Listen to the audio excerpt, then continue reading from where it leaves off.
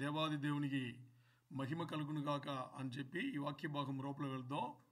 పరిశుద్ధాత్మ దేవుని సహాయం మనతో ఉంది అని విశ్వసించి యేసయ్య నామంలో తండ్రి అయిన దేవునికి అడిగి వేడుకుని పొందినాము తండ్రి, ఆమేన్. దేవుడు దావీదుతో నిబంధన చేసుకున్నారు. దేవుడు దావీదుతో నిబంధన చేసుకున్నారు. దాని డేవిడిక్ కోవెనెంట్ అంటారు. డేవిడిక్ కోవెనెంట్ లేకపోతే దావీదుతో దేవుడు చేసుకునే నిబంధన అంటారు కదా. ఏమని ఎవరైనా గుర్తుందా, చెప్పగలరా? దేవుడు దావీదుతో చేసుకున్న నిబంధన ఏంటి అని చూస్తే, నేను ఒక సన్నివేశం చెప్పి అక్కడి నుంచి వస్తాను, చాలా బాగా అర్థమవుతుంది మీకు. ఆహాజు అని ఒక రాజు ఉండేవాడు. ఇశ్రాయేలీలో ఆహాజు అనే రాజు ఉండేవాడు. ఆ రాజు దగ్గరికి దేవుడు ఐసియా అనే ప్రవక్తను పంపిస్తాడు. ఎవరిని? ఐసియా అనే ప్రవక్తను పంపిస్తాడు. పంపిస్తే అప్పుడు ఐసియా మాటలు విన్న తర్వాత ఆహాజు భయపడతాడు. ఆహాజు రాజు భయపడతాడు. ఏమని భయపడతాడంటే, అంటే ఇంకా దావీదు వంశావళిలో వచ్చిన ఈ వంశావళి మొత్తానికి నాశనం అయిపోతుందా అనే భయం వస్తుంది. ఆహాజు రాజు భయం వస్తుంది. భయం వచ్చేటప్పుడు ఇంకా మొత్తానికి ఈ లోకం నుంచే వెళ్ళిపోతుందా, మరి దావీదు సామ్రాజ్యం కొనసాగదా అనే ఒక డౌట్ వచ్చేస్తుంది. అప్పుడు ఆలోచన చేస్తే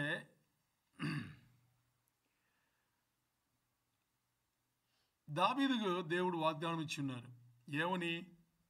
నీ వంశావళిలోనే దావీదు వేరు చిగురు. గుర్తుందా మీకు? లూకా బైబిల్ పట్టణం చేసేటప్పుడు దావీదుకు వేరు చిగురు కదా, అక్కడి నుంచి చిగురించుతుంది అని మనం చదువుకున్నాం. ఎవరది కదా. మరి ఇక్కడ ఆకాశ దేనికి భయపడుతున్నాడు? మాట వినేసి దేనికి భయపడుతున్నాడు ఆయన? ఈ దావీదు వంశావళి మొత్తానికి నాశనమైపోతుంది, ఈ లోకంలో ఉండకుండా తీసివేయబడుతుంది అని చెప్పేసి భయపడుతున్నాడు. మరి దేవుడు దావీదుకు ఇచ్చిన వాగ్దానం ఏంటని చూస్తే, దావీదు దేవునికి మందిరం కట్టాలని ఆశపడతాడు. దావీదు గురించి మనకు తెలుసు. దావీదు హృదయానుసారుడు. ఎవరికి? దేవునికి హృదయానుసారుడు. A man after God's own heart అంటారు కదా, హృదయానుసారుడు. అలాగంటే అప్పుడు దావీదు దేవునికి మందిరం కట్టాలి అని అనుకుంటే, ఇప్పుడు దేవుడు దావీదు దగ్గర వెళ్ళి చెప్తారు, దావీదు నువ్వు నాకు మందిరం కట్టాలని దీన్ని నేను గుర్తిస్తున్నాను, మరి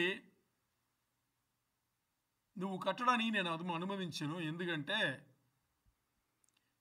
you are a man of blood అంటాడు ఆయన.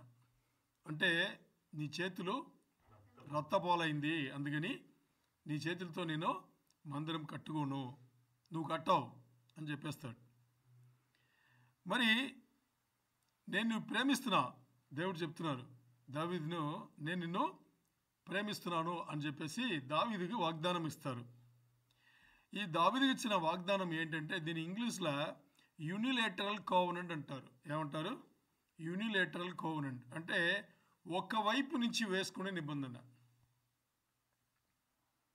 ఇప్పుడు నిబంధన అనేది ఒకవైపు నుంచి వేసుకోవచ్చు, లేకపోతే రెండు వైపు నుంచి వేసుకోవచ్చు. దేవుడు ఎప్పుడు కూడా మీరు చూడండి, చాలా నిబంధనలు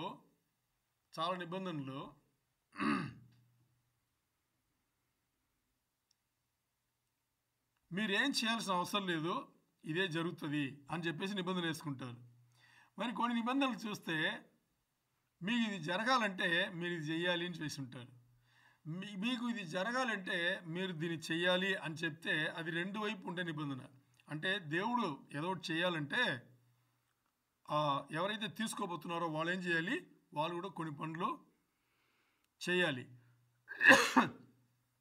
ఇప్పుడు దావీదుతో దేవుడు వేసుకునే నిబంధన యూనిలేటరల్ కోవెనెంట్. అంటే ఒక్కవైపు దేవుడి దగ్గర నుంచి, దేవుడి వైపు మాత్రం ఆ నిబంధన దావీదు దగ్గర వెళ్ళింది. అంటే దావీదు కానీ దావీదు వంశావళిలో జనరేషన్ వైజ్ వాళ్ళు ఏమి చేయాల్సిన అవసరం లేదు, దేవుడు ఇచ్చిన వాగ్దానం వాళ్ళు ఏం చేయలేదన్నా జరుగుతుంది అంటే ఏంటిది? అలాంటి నిబంధన దావీదుతో దేవుడు చేసుకుంది ఏంటి అని చూస్తే ఎంతమంది తెలుసు దావీదుతో దేవుడు చేసుకున్న నిబంధన ఏంటి? నీ వంశావళికి, నీ కుటుంబానికి, నీ వంశావళిలో వచ్చే ఒక వ్యక్తికి సింహాసనం ఉంటుంది అని చెప్పేసి. మరి ఇక్కడ చూస్తే మామూలుగా లేదు. నీ వంశావళిలో ఎవరైతే దావీదు వంశావళి అంటే దావీదు మహారాజు. దావీదు మహారాజు తర్వాత తర్వాత తర్వాత తర్వాత తర్వాత చూస్తే మీకు తెలుసు దావీదు మహారాజు అయినా కానీ ఆ కుటుంబంలో ఎన్ని గొడవలు ఉన్నాయి, ఎన్ని ఇబ్బందులు ఉన్నాయి, ఎవరెవరు ఏమేమి చేస్తున్నారు ఇవన్నీ మనకు తెలుసు. కొడుకులే తండ్రిని చంపాలని అనుకునింది. ఓ కొడుకు కూతుర్ని ఏమంటారు, మానభంగం అంటారా, మానభంగం చేసింది. ఇంకో కొడుకులు వాడిని చంపింది. ఇవన్నీ జరుగుతుంటే దేవుడు వాగ్దానం ఇచ్చింది ఏంటి? నీ వంశావళిలో ఒక్కడు సింహాసనం ఎక్కుతాడు అని చెప్పేసి. మరి నీ వంశావళిలో ఒకరు సింహాసనం ఎక్కుతారు. ఆ సింహాసనం ఎక్కే ఆ వ్యక్తి వచ్చేసి ఈ భూమిని, ఈ లోకంను రాజధానిగా పట్టుకుని పరలోక రాజ్యం ఏముందో దాన్ని తీసుకొచ్చి ఈ లోకంలో యెరూషలేం రాజధానికి పెట్టుకుని ఆయన ఏలుబడి చేస్తారు అని చెప్పేసి ఇవ్వబడింది, వాగ్దానం ఇవ్వబడింది. మరి ఈ వాగ్దానం ఎక్కడుంది అని చూస్తే బైబిల్ తీయద్దు, ఓ 2-3 చోట్ల మనం ఇప్పుడు చెప్పబోతున్నాము. ఇంకా ఎక్కువ చోట్లనే ఉన్నాయి. 2 సామువేలు 7వ అధ్యాయంలో 12-16 వచనములు చదివిన, మొదటి దినవృత్తాంతంలో 17వ అధ్యాయంలో 11-14 వచనములు మనం చదువుకున్నా, లేదు కీర్తన గ్రంథంలో 89వ అధ్యాయంలో 3-4 వచనములు చదువుకున్నా కానీ మనకు ఈ తండ్రి అనే దేవుడు దావీదుతో వాగ్దానం ఇచ్చిన, ప్రామిస్ ఇచ్చిన ఈ నిబంధన సంబంధించి మనకు అన్నీ తెలుస్తుంది. మనం దీంట్లో ఏదో ఒకటి చదువుకుని ముందుకు వెళ్దాం. మొదటి దిన వృత్తాంతంలో 17వ అధ్యాయంలో 11-14 వరకు. First Chronicles 17 chapter 11-14 versus. మొదటి దిన వృత్తాంతములు 17వ అధ్యాయంలో 11వ వచనం చదవండి. మైక్ తీసుకోండి, ఆన్ చేయండి. చదివిన వెంటనే మైక్ని ఆఫ్ చేయండి. చదవండి. మొదటి దిన వృత్తాంతములు 17-11వ వచనం. 17వ అధ్యాయం 11వ వచనం. నీ జీవిత దినములు తీరి నీ పితరుల యొద్దకు నీవు చేరినప్పుడు ఒక్కసారి దేవుడు దావీదుతో వాగ్దానం ఇలాగిస్తున్నారు. ఏమని? నీ దినములు అన్నీ అయిన తర్వాత నువ్వు ఇక్కడి నుంచి, ఈ లోకం నుంచి మరణించి నీ పితరులతో చేరుకునే దినములో, చెప్పండి, నీ యొద్దకు నీవు చేరినప్పుడు నీ కుమారుల వలన కలుగు నీ సంతతిని నేను స్థాపన చేసి అతని రాజ్యమును స్థిరపరిచెదను.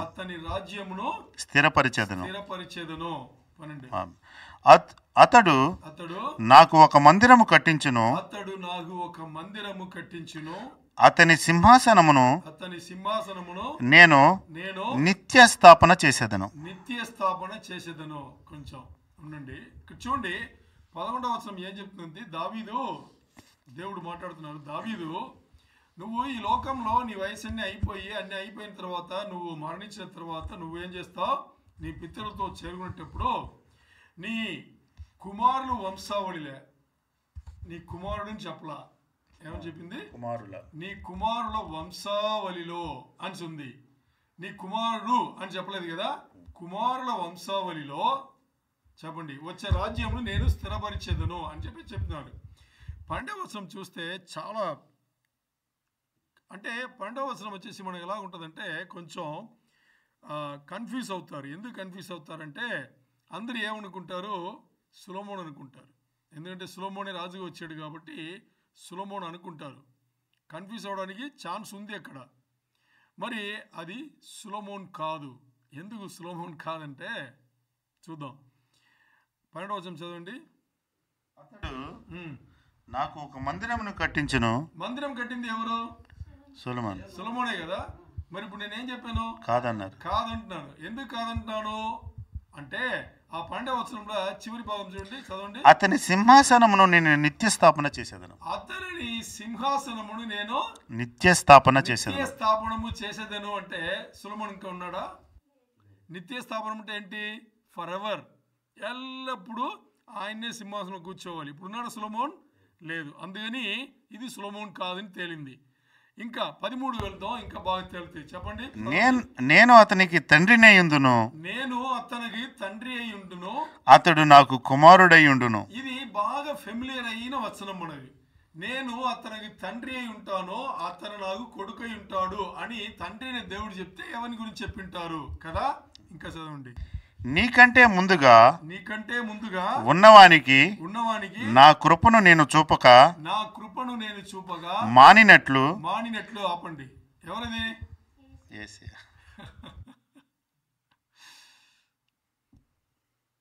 13వ వచనం మొదటి భాగం చదవండి. నేను అతనికి తండ్రినై ఉందును, నేను అతనికి తండ్రి అయి ఉందును, అతను నాకు కుమారుడై ఉందును అని చెప్పేసి ఇప్పుడు దాని తర్వాత భాగం 13వ వచనంలో తర్వాత భాగంలో చదవండి. నీకంటే ముందుగా ఉన్నవానికి.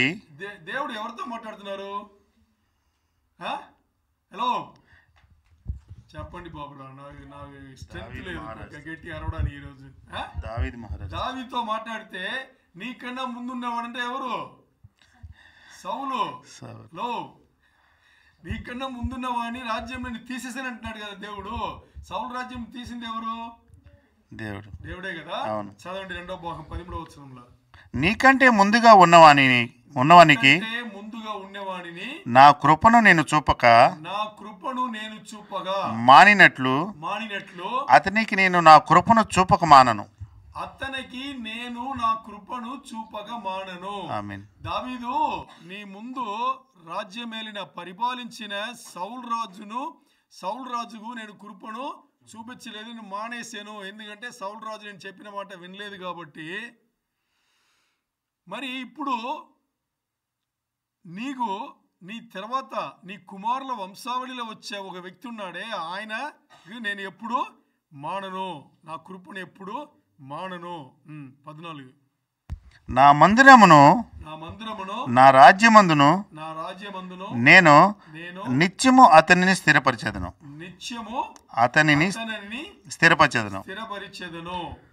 అర్థమైందా? ఎవరై ఉండాలి? యేసయ్య తప్పితే ఇంకెవరు లేరు కదా. సో పరిశుద్ధ గ్రంథం చదివేటప్పుడు ఇలా చదివితే మనకి అలా కథలాగా వచ్చేస్తుంది. దేవుడు ఏమన్నా మనకి తెలియకూడదని ఏమన్నా పెట్టారా బైబిల్ గ్రంథంలో? అన్నీ తెలియాలనే పెట్టారు. మరి మన ఎలా ధ్యానం చేస్తున్నామో దాన్ని బట్టి మనకి అర్థంలో అవుతుంటుంది. మరి ఇక్కడ చూస్తే ఇది దేవుడు దావీదుతో మాట్లాడింది అంటున్నాం కదా. ఎవరి ద్వారా మాట్లాడారు దేవుడు? నేతన్ ద్వారా కదా. నాతాను అంటారు తెలుగులో, ఇంగ్లీష్లో నేతన్ అంటారు, నాతన్ అంటారు. నాతాను ద్వారా దేవుడు ఏం చేస్తున్నారు మీరు చూసారా? దావీదు మహారాజుతో దేవుడు ఏ వర్తమానాలు పంపించినా దాన్ని వెళ్ళి చెప్పేది ఎవరు? నాతానే. మనకి బత్షెబ కథ కూడా తెలుసు, అది చెప్పింది కూడా నాతానే కదా. సో ఇది నాతాను వాడు గురించి చెప్పారు. ఇప్పుడు చూస్తే 12వ వచనంలో మనకి చదివేటప్పుడు అది సొలొమోను నుంచే అనిపిస్తుంది. మరి సొలొమోను కాదు, ఎవరది? మెస్సయ్య, యేసయ్య, రక్షకుడునియ యేసయ్య. ఎలా తెలిసినప్పుడు మనం చూసుకున్నాం ఏమని? నేను అతని సింహాసనమును ఎప్పుడు స్థిరపరిచేదను అని 12వ వచనంలో ఉంది. తర్వాత 13వ వచనంలో నేను ఆయనకు తండ్రి అవుతాను, అతను నాకు కుమారుడు అవుతాడు అనేది యేసయ్యని తప్పితే ఇంకెవరిని చెప్పలేదు. నేను ఏం చేస్తాను? దావీదు వంశావళిలో కుమారుల ద్వారా ఒకరిని లేవనెత్తాను అనేది. తర్వాత నేను నీ ముందు ఏలినవాడు ఉన్నాడు కదా సౌలుకు నేను కృప చూపలేదు, ఎందుకంటే సౌలు నా మాట వినలేదు, అందుకని నేను కృప చూపడం నేను మానేశాను. మరి నీ కుమారులు వంశావళిలో వచ్చే ఒక వ్యక్తిని నేను కృప చూపేది నేను మానను, నేను చూపిస్తాను. ఎవరైనా అంటే యేసయ్యనే. అలా పరిపాలించే ఒకే ఒక రాజులకు రాజు, ప్రభులకు ప్రభు ఎవరు? ఎల్లప్పుడూ పరిపాలన చేయబోయేది ఎవరు? మీకు తెలుసో తెలీదో ఒక్కసారి ఒక్కసారి ఇంకా 7 ఏళ్ల శ్రమల కాలం అయిన తర్వాత యేసయ్య సింహాసనమును యెరూషలేమును రాజధానిగా పెట్టుకుని ఆయన పరిపాలన చేస్తే ఇంకా ఎల్లప్పుడు ఆల్ ఇటర్నిటీ ఎల్లప్పుడు ఇక్కడి నుంచి అన్నీ జరుగుతుంటుంది. ఎందుకంటే పరలోకం నుంచి యెరూషలేమును మందిరమును దిగి వస్తుంది అని చెప్పేసి ప్రకటన గ్రంథంలో చివరిలో చెప్పబడింది. అర్థమైందా? ఇక్కడే ఏలుబడి చేస్తారు. అందుకని ఇది ఎవరు అంటే యేసయ్య రక్షకుడు, దావీదు కుమారుడు. అర్థమైందా? ఇది దావీదుకు దేవుడిచ్చిన వాగ్దానం. ఇప్పుడు మన ఐసయా తర్వాత చూద్దాం.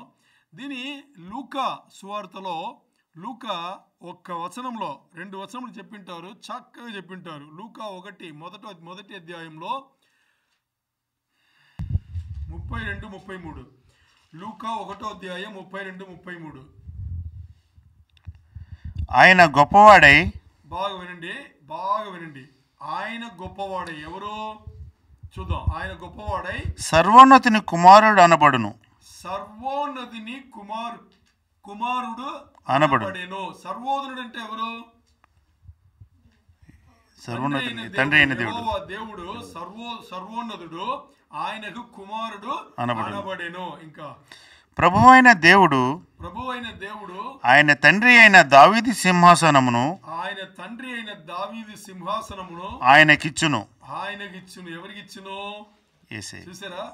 దావీదు సింహాసనము ఎవరికి వస్తుంది? యేసయ్యకి వస్తుంది. ఇంకా ఆయన యాకోబు వంశస్థులను. ఓకే, అయిపోయింది. ఇప్పుడు ఇది దావీదుకు ఇచ్చిన నిబంధన చెప్పాలంటే లూకా 1వ అధ్యాయంలో 32-33 వచనం ఈ చదివితే చాలు, అది యేసయ్యకే వచ్చింది అని మనకు తెలిసిపోవచ్చు.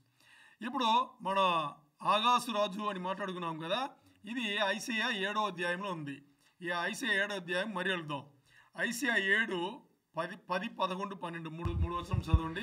యెహోవా ఇంకను ఆహాజునకు ఇలాగు సెలవిచ్చెను. రాజుకు ఇలా సెలవిచ్చెను. నీ దేవుడైన యెహోవా వలన, బాగా అర్థం చేసుకోండి, నీ దేవుడైన యెహోవా వలన సూచనను అడుగుము. అది పాతాళమంత లోతైనను సరే, ఊర్ధ్వలోకమంత ఎత్తైనను సరే, ఆహాజు నేను అడగను యెహోవాను శోధింపనని చెప్పగా అతడు. చాలు. ఇక్కడ చూడండి, దేవుడు ఏమంటున్నారు, దావీదుకు నేను ఇచ్చిన బాగా అర్థం చేసుకోండి, ఇక్కడ చాలా ముఖ్యం ఇది.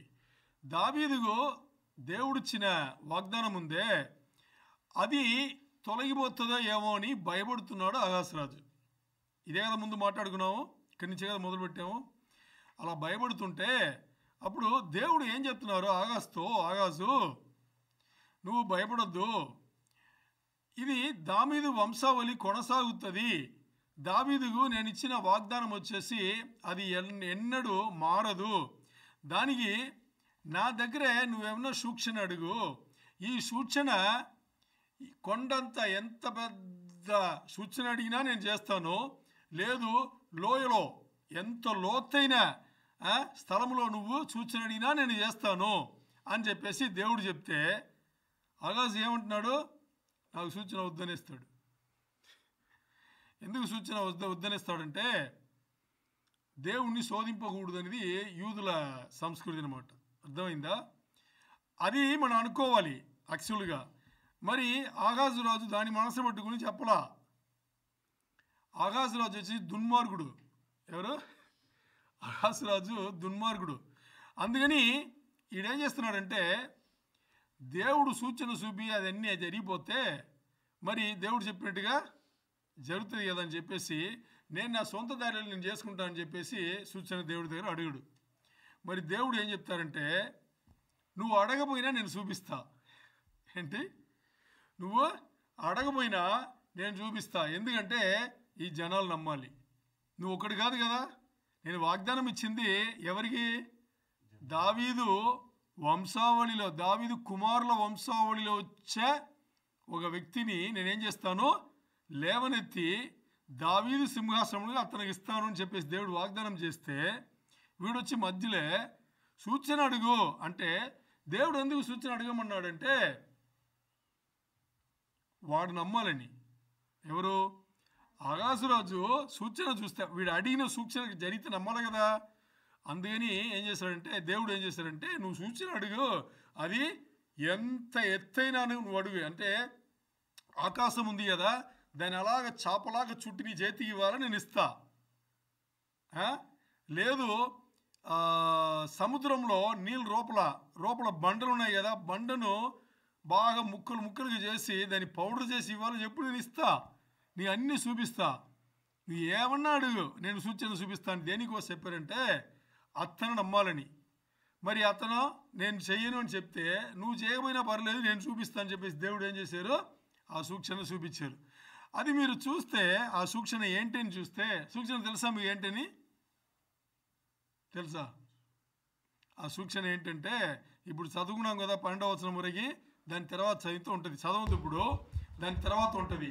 ఏముంటుందంటే కన్య అయిన మరియకు నేను ఏం చేస్తాను? కన్య అయిన మరియకు నేను కుమారుని ఇస్తాను. అంటే మగవాళ్ళని ఎరగని ఒక కన్యా స్త్రీకి నేనేం చేస్తాను? తండ్రి వలన పరిశుద్ధాత్మ దేవుని నీడబడితే నేను శిశువునిస్తాను అని చెప్పేసి, ఇంకా ఆ శిశువు వచ్చి రక్షణ ఇచ్చేది అన్నీ అదే సూచన అన్నమాట. అది సూచన. ఇప్పుడు చూడండి, దేవుడు దావీదుకి ఇచ్చిన వాగ్దానం ఏ పరిస్థితుల్లోనే దేవుడు ఆపుతాడా? దేవుడు వాగ్దానం అంటే ఇస్తే దాన్ని ఏం అర్థం తెలుసా? ఆయన ఒక్కసారి నోటి నుంచి బయలు వెడలింది అనుకోండి, ఏదైనా కానీ పరిశుద్ధ గ్రంథంలో ఉంటుంది అన్నీ అదే. ఒక్కసారి ఆయన నోటి నుంచి బయలు వెడలిందంటే దాని పని చేసుకుని ఖచ్చితంగా మరేస్తాను అనమాట. దీని లోకంలో ఒక ఎగ్జాంపుల్తో చెప్తారు, ఉదాహరణతో బూమరాంగ్ అంటారు. బూమరాంగ్ అంటే ఐడియా ఉందా మీకు? బూమరాంగ్ అనేది ఒక ఆయుధం లాంటిది. దాన్ని ఇలా విసిరితే అది ఎక్కడ వెళ్ళి తాకాలో తాకేసి మరి విసిరినవాడి దగ్గర వస్తుందంట. మనం ఎవరు చూసింది లేదు, చెప్పుకుంటారు. అలాగే దేవుని వాక్యం వచ్చేసి ఎలా ఉంది? ఒక్కసారి ఏదైతే దేవుడి నోటి నుంచి బయలుపడలిందో ఇంకా అంతే, దాని పని ముగించకుండా అది వెనక్కి వెళ్ళదు. అలాగని దేవుడు దావీదుకి ఇచ్చిన ఈ వాగ్దానం వచ్చేసి జరగకుండా పోతుందా? పోనీ దావీదుకి వదిలేయండి, దేవుడు ఏ వాగ్దానం ఇచ్చినా జరగకుండా ఉంటుందా? ఏదైనా జరుగుతుంది. ఏదైనా జరుగుతుందని విశ్వసిస్తే అది జరుగుతుంది. పోనీ దేవుడు ఇచ్చిన వాగ్దానమును ఎవరన్నా ఆపగలరా? ఏదన్నా ఆపగలుగుతుందా? ఛాన్సే లేవు, ఏం ఆపలేదు. అందుకని ఇక్కడ చూస్తే దేవుడు దావీదుకి ఇచ్చిన వాగ్దానంలో సూచన మాత్రం కాదు, ఆ సూచన ద్వారా ఎవరు వస్తారు, ఎవరు రక్షణనిస్తారు, ఏం చేస్తారు అనేది, దావీదు కుమారుడు ఎవరు, రక్షకుడు ఎవరు, దావీదు సింహాసనంలో తర్వాత కూర్చోబోయేది ఎవరు, అన్నీ బయలుపరచబడింది. అది చాలా చాలా ఇంపార్టెంట్. అందుకని ఈ సూచన నువ్వు చూసేటప్పుడు ఇది దావీదు నిబంధనను అది నెరవేర్పు చేస్తుంది. ఆ దావీదు నిబంధనను నెరవేర్పు చేసేది అది యేసయ్య. ఎవరైతే ఆ దావీదు సింహాసనంలో కూర్చున్నారో అది యేసయ్య, ఆయన్నే రక్షకుడు. ఇప్పుడు చూస్తే ఈ సూచన జరిగిందా జరగలేదా? జరిగింది. దీని గురించి ప్రస్తావన చేసింది యెరెమీయా, ఐసియా, ఆ తర్వాత హెజెకియేలు కూడా. మరి దీని గురించి లోతుగా చెప్పింది ఎవరంటే ఎవరు? యెరెమీయానే చాలా లోతుగా చెప్పారన్నమాట. సరేనా? సరే, ఇప్పుడు చూస్తే ఈ సూచన దేవుడు దావీదుకి ఇచ్చిన ఈ నిబంధన, ఈ వాగ్దానం అన్ని మనం చూసుకున్నాం కదా. దీని ద్వారా జరిగిన గొప్ప సంఘటన ఏంటంటే సూచన జరిగింది, సూచనలో ఏం చెప్పబడిందో అవన్నీ నెరవేర్పు వచ్చి అయిపోయింది. ఇప్పుడు అయిపోయిందా లేదా? యేసయ్య వచ్చారు, మొదటి రాకడలో శిశువుగా వచ్చారు, మరియా కడుపులో పుట్టారు, 30 సంవత్సరములు 3.5 సంవత్సరములు పరిచర్య అన్నీ జరిగి అలా వెళ్ళిపోయి యేసయ్య ఈ మొదటి రాకడలో 360 చిల్లర ఏం చేశారు ఆయన? వాగ్దానములు అన్నీ నెరవేర్చారు. మనకు తెలియదు, బైబిల్ గ్రంథం తిప్పి తిప్పి చదివితే తెలుస్తుంది. కానీ 360 కన్నా పైన వాగ్దానములు నెరవేర్చారు. అన్నీ నెరవేర్పు వచ్చింది. ప్రవచనములు అన్నీ, ఆయన గురించిన ప్రవచనములు అన్నీ నెరవేర్పు వచ్చింది. ఇప్పుడు ఇంకా జరగవలసిన ప్రవచనములు చాలా ఉన్నాయి. మనకు 3 కావాలి. ఒకటి, సంఘం ఎత్తబడాలి, యేసే మధ్యాకాశము రావాలి, ఇది ఒకటి. రెండవది, మన అయిపోయిన తర్వాత, వెళ్ళిపోయిన తర్వాత 7 ఏళ్ల శ్రమల కాలం వస్తుంది. శ్రమల కాలం తర్వాత యేసయ్య మనతో మరి వస్తారు, ఇది 2. మూడవది, యెరూషలేమును రాజధాని పట్టుకుని ఆయనతో మనం పరిపాలన చేస్తాం. ఈ 3 విషయాలు మనకు కావాలి.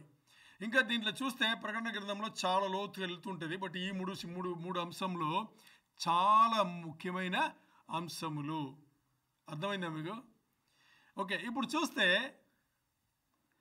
యేసయ్య మొదటి రాకడలో వచ్చి అన్ని పనులు పూర్తి చేసి వెళ్ళిపోయారు. సంఘం ఎత్తబడి ఇప్పుడు వస్తారా రారా? వస్తారు.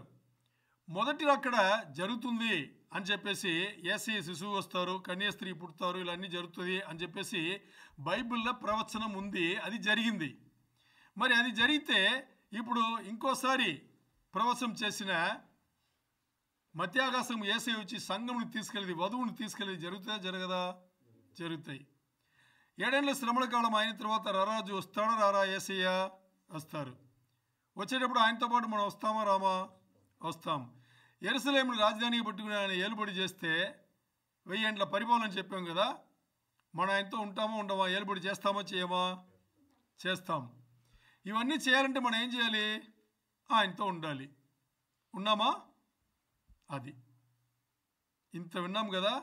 దావీదుతో ఒడంబడిక చేసుకున్నారు ఆయన. దావీదుతో ఏం చేసిన ఆయన? ఒడంబడిక చేసుకున్నారు. అది జరిగింది. దావీదుతో ఒడంబడిక చేసుకుని ఎన్ని సంవత్సరములైంది? ఎన్నో వేల సంవత్సరములైంది. అంతేనా? మరి ఈ ఒడంబడిక ఎక్కడ ఏర్పడింది తెలుసా? ఆదికాండం 3:15లోనే ఏర్పడిపోయింది. ఎక్కడ? ఆదికాండం 3:15లో ఏర్పడిపోయింది. చదవండి, ఆ వచనం చదివిన ముగింతో చదవండి.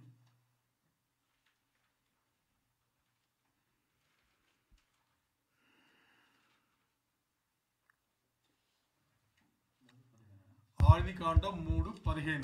మరియు నీకును స్త్రీకిని నీ సంతానమునకును. ఎవరికి? నీకు అంటే ఎవరు? నీకు అంటే ఎవరిని? దేవుడు మాట్లాడుతున్నారు కదా. నీకును స్త్రీకిని నీ సంతానమునకును. స్త్రీ సంతానముకును, అంతే కదా. సంతానమునకును, ఆమె సంతానమునకును వైరము కలుగు చేసేదను. ఎవరెవరికి వైరం కలుగుతుంది? ఎక్కడ? సాతానుకును, స్త్రీకి. స్త్రీ ఎవరు? స్త్రీ సంతానం ఎవరు? స్త్రీ సంతానం అవ్వ నుంచి అలా మొదలు పెడితే మరి ఎవరికి వచ్చింది? యేసయ్య వచ్చారు కదా, అంతేనా? మరి అదే మరి ఎవరికి వచ్చింది? సో స్త్రీ సంతానం. ఎందుకు అక్కడ స్త్రీ సంతానం? స్త్రీ సంతానం ఉంటుందా? స్త్రీ సంతానం అంటే పురుషుడు లేకుంటే స్త్రీ వస్తుందా? ఎందుకు అక్కడ స్త్రీ సంతానం అని వాడబడిందంటే, అక్కడ మగవాళ్ళ ఒక సంబంధం లేకుండా, ప్రమేయం లేకుండానే అక్కడ పరిశుద్ధాత్మ దేవుడి నీడ వల్ల ఏమైంది? మరియా గర్భం ధరించింది. అందుకని అలాగా రాయవలసిన అవసరం వచ్చింది. ఎంత తేటగా ఉంది చూసారా? ఎక్కడ? ఆదికాండంలో ఉంది. అంటే అక్కడ శత్రుత్వం ఎక్కడ పెట్టారు ఆయన? ఆదికాండం 3:15లో పెడితే ఆ సింహాసనం, దావీదు వంశావళిలో వచ్చిన సింహాసనం ఏం చేశారు? ఆ కుమారుల ద్వారా అలా తీసుకొచ్చి ఎక్కడ పెట్టారు? యేసయ్యకి ఇచ్చారు. ఎవరికి ఇచ్చారు? యేసయ్యకి ఇచ్చారు. మీరు చూస్తే ఇక్కడ మొదటి దినవృత్తాంతంలో 17వ అధ్యాయంలో ఏముంది? 12వ వచనంలో నాకు మందిరం కడతారు, ఆ మందిరం వచ్చేసి ఆయన సింహాసనం నేను ఎప్పుడు ఎల్లప్పుడూ స్థిరపరిచేదని ఉంది కదా. ఆ మందిరం ఎవరు?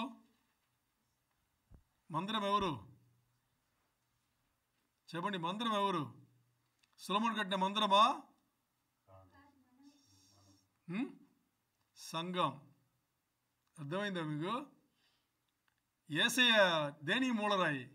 యెరూషలేము మందిరముగా సంఘముగా, సంఘముకు మూలరాయి. అర్థమైందా? సో అందుకని ఆయన రాజ్యమును స్థిరపరిచేదంటే యెరూషలేమును రాజధానిగా పట్టుకుని ఆయనతో మనం ఏలుబడి చేస్తున్నాం కదా, సంఘమే కదా ఆయనతో ఉండేది కదా. అది మనం అర్థం చేసుకుంటే ఇప్పుడు సంఘముకు ఆలోచన చేస్తే ఎంత ఆశ్చర్యంగా ఉంది, ఎంత గొప్ప దేవుడు, ఎంత మహానుభావుడు అని చూస్తే, సర్వభౌముడు, సర్వాధికారి. ఆయన ప్రణాళికలు చూడండి, ఆయన ప్లాన్లు చూడండి ఎలా ఉందో. ఎక్కడి నుంచి ఉంది చూసారా? మనం అందరూ కూడా ఒక మాట మాట్లాడతాం, ఏమని? జగత్పునాది వేయపడక ముందు, జగత్పునాది వేయపడక ముందు అని మాట్లాడతాం కదా. జగత్పునాది వేయపడక ముందు అనేది చూడండి ఆది కాండం నుంచే, అంటే దాని ముందే జగత్పునాది వేయపడక ముందే. మరి మనకు సూచనలు ఎక్కడి నుంచి ఉంది? ఆది కాండం నుంచే ఉంది. ఎంతవరకు ఉంది? ప్రకటన వరకు. దేవుడు ఎక్కడో మనకి ఏ ఒక్క విషయం కూడా దాచిపెట్టాలని ఎక్కడ అనుకోలే, ఎక్కడ అనుకోలే. ప్రవక్తల ద్వారా, రాజుల ద్వారా, తర్వాత న్యాయాధిపతుల ద్వారా, చివరిలో తన కొడుకు ద్వారా. హెబ్రీయులు రాసిన పత్రికలో చూస్తే తన ఒకానొక కుమారుడు యేసయ్య ద్వారా మనకు అన్ని బయలువస్తూనే ఉన్నారు. అంత గొప్ప దేవుని మనం కలిగి ఉన్నాము. సో అందుకని జీవితాలు మార్చుకోలేదు అనుకోండి, హెచ్చరికతో దీన్ని ముగిస్తున్నాము. జీవితాలు మార్చుకోలేదు అనేటప్పుడు అర్థం చేసుకోండి, జీవితాలు పోతాయి. జీవితాలంటే నేను లోక జీవితం గురించి మాట్లాడలా. ఈ లోక జీవితం నాశనం అవుతుంది. ఈ లోక జీవితంలో పడాల్సిన శ్రమలు పడకుండా అలా నేను తేలిపోతాను, అలా తేలిపోలేము, మునిగే తేలాల్సిందే. ఏం చేయాలి? శ్రమలకుండా మనను యేసయ్య సరిచేసే ప్రక్రియలో మునిగి తేలాల్సిందే, ఇంకా వేరే దారి లేవు. అందుకని లైట్గా తీసుకోవద్దు, తేలికగా తీసుకోవద్దు. జీవితాలు మార్చుకుని యేసయ్య యొద్దకు చేర్చుకోవడానికి. ఎందుకంటే ఇంతవరకు చెప్పిన ప్రవచనములు అన్ని పరిశుద్ధ గ్రంథం నెరవేర్పు వచ్చింది. ఇంకా ఏది కొదువు ఉందో అవన్నీ ఇంకోసారి యేసయ్య వచ్చేటప్పుడు, మధ్యాకాశం వచ్చేటప్పుడు కొని, ఆ తర్వాత 7 ఏళ్ల శ్రమల కాలం తర్వాత రాజాది రాజు వస్తాడు కదా, అప్పుడు అన్ని నెరవేర్పు వస్తాయి. 7 ఏళ్ల శ్రమల కాలం నెరవేర్పుకు రానింది పరిశుద్ధ గ్రంథంలో చెప్పబడింది, నెరవేర్పుకు రానింది ఏముండదు, అన్నీ అయిపోతుంది. అర్థమైందా? సో అందుకని మనం తేలిక తీసుకోకుండా యేసయ్యను పోలిన జీవితం జీవించి మనం ఏం చేయొచ్చు? యేసయ్య వచ్చి మనల్ని పిలిచేటప్పుడు ఆయన స్వర్థం మనకు వినిపిస్తుంది. అప్పుడు మనం ఏం చేయాలి? అలా ఆయన్నే మన వరుడుని గుర్తించి మన ఆయనతో మట్టి శరీరంను వదిలిపెట్టి మహిమ శరీరంతో ఆయన్ను చేరుకుందాం. దేవునికే మహిమ కలుగును కాక.